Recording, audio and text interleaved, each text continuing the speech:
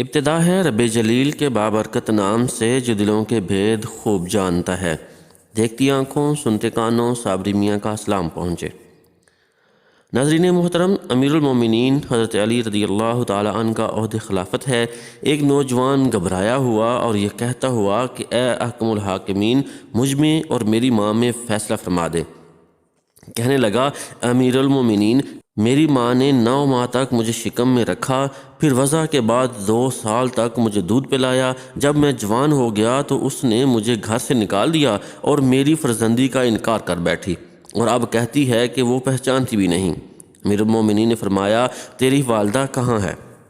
نوجوان بولا، فلاں قبیلہ کے فلاں مکان میں رہتی ہے۔ امیر المومنین نے فرمایا، اس نوجوان کی ماں کو میرے پاس لایا جائے۔ آپ کے حکم کی تعمیل کی گئی اور فوراً اس عورت کو اس کے 4 بھائیوں اور 40 گواہوں سمیت لایا گیا، جو اس بات کی قسم کھاتے تھے کہ یہ عورت اس نوجوان کو جانتی بھی نہیں، بلکہ یہ نوجوان جھوٹا اور ظالمانہ دعویٰ کر رہا ہے۔ اس کا مطلب اس سے یہ ہے کہ وہ اس عورت کو اس قبیلے میں ذلیل کرے، حالانکہ اس عورت کا ابھی تک نکاح نہیں ہوا، پھر بچہ کہاں جنتی؟ یہ تو اس وقت تک پاک دامن ہے۔ امیر المومنین کہنے لگے، اے نوجوان، تو کیا کہتا ہے؟ نوجوان بولا، امیر المومنین، خدا کی قسم، یہ میری ماں ہے، اس نے مجھے جنا اور دودھ پلایا اور پھر گھر سے نکال دیا۔ امیر المومنین بولے، اے عورت، یہ لڑکا کیا کہتا ہے؟ عورت بولی، اے مومنوں کے سردار، مجھے خدا کی قسم، نہ میں اسے پہچانتی ہوں اور نہ یہ جانتی ہوں کہ یہ کن لوگوں میں سے ہے۔ یہ مجھے خواہ مخواہ ذلیل کرنا چاہتا ہے۔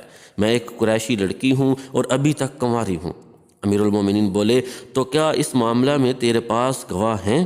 عورت بولی، ہاں، یہ ہیں۔ اس کے بعد فوراً 40 گواہ قسم کھانے والے آگے بڑھے، جنہوں نے قسمیں کھا کر عورت کے حق میں گواہی دی اور نوجوان کو جھوٹا بتلایا۔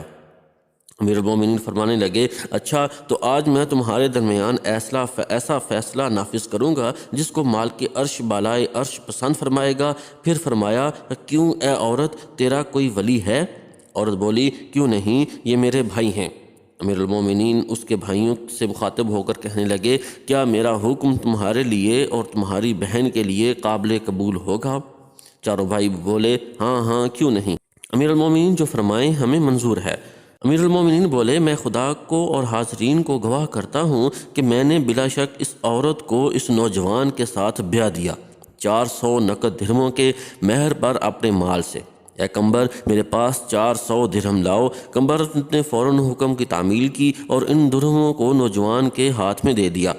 امیر المومنین نے فرمایا، اے نوجوان، ان درہموں کو اپنی عورت کی گود میں ڈال دے اور جاؤ، اب میرے پاس اس حالت میں آنا کہ تجھ میں نہانے کا اثر ہو، یعنی بعد مباشرت و غسل کے حاضر ہونا۔